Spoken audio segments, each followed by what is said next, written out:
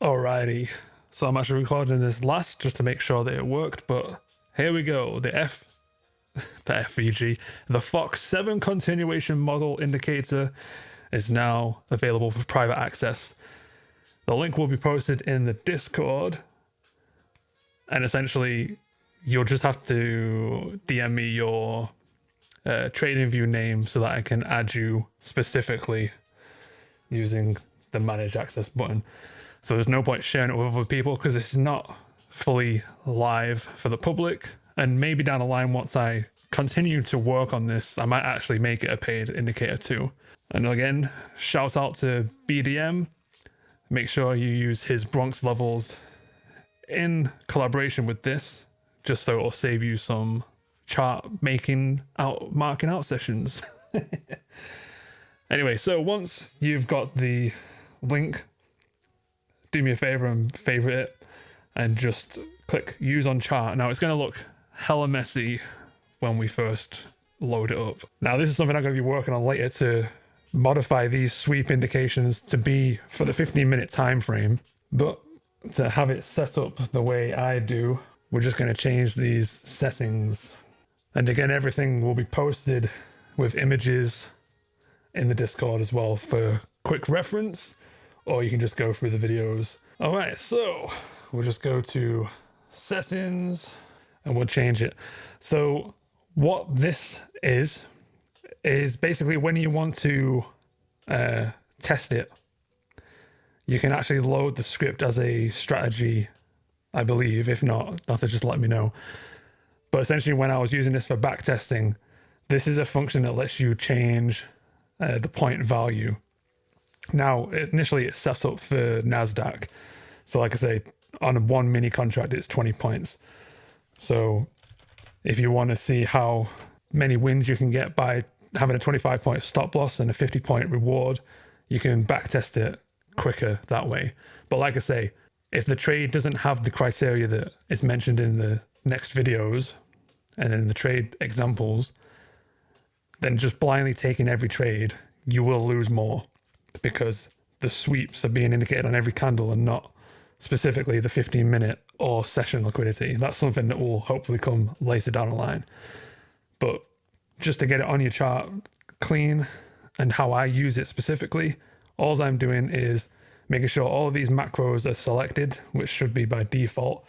This is in UK time, but again, my trading method is based on macros. So the New York macros are here. So we have 9:45 to 10:15, 10:45 to 11:15. Then we've got the lunch macro, and then the two evening macros and the power hour macro. But I've been finding trades working in all these times. Before, it used to just be made for these two. And I never got any winning trades in these two sections. But with gold, it's a whole other story. So keep this all as is. The main thing you're going to be changing is style. So pivot high, pivot low, swept high, swept low. Don't need any of those. Long entry, short entry. I don't use any of those. I literally just use these and I just change it to white just so it's a bit nicer looking with my colors. And then once you've done that, just press OK. You can also click save as default. So if you change something, you can reset the settings. So once that's done, this is what it will look like. And like I say, there will be loads of labels showing, so not every trade will win, but we can just see this one had a 2.5 stop loss. You've got 4.5 points there. On these lower time frames, the 15 second and 30 second, they are quite accurate. Like this is all in the same day, which is surprising to me. I'm just looking at this for the first time. Just gonna go back on New York time. So like here, again, 5 points on gold is $500, so that's pretty good. But if our overall target is something was here before, ideally we're not going to look for a long, we're going to look for the next prominent low. So if this says go short, I'll see what my stop loss is. Maybe you can take that trade, but if overall we're not beating like this prominent swing, we're not making any higher highs, then I will look for the model, again, which I'm going to show you in the videos, to trade for the downside, and then potentially you can make even bigger gains.